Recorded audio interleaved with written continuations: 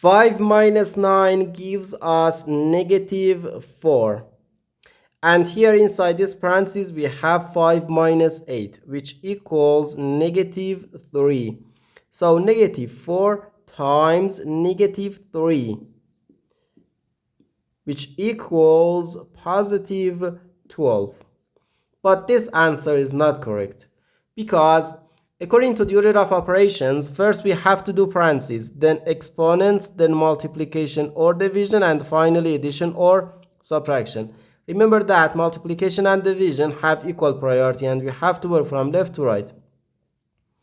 And the same applies to addition and subtraction.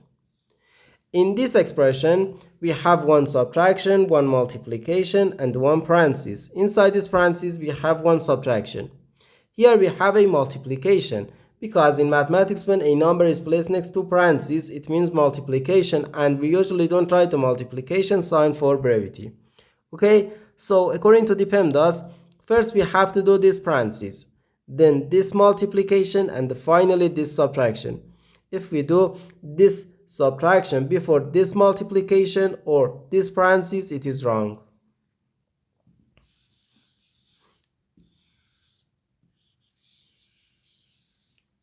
So first we have to do this parentheses. Inside this parentheses we have 5 minus 8, which gives us negative 3.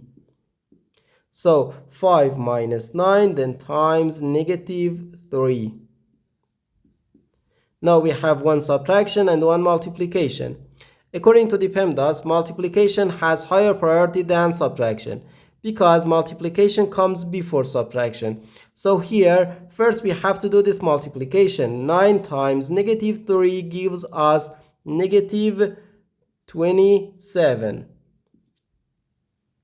So 5 minus negative 27, okay, negative times negative gives us positive. So 5 plus 27, which equals 32. And this is our final answer to this problem.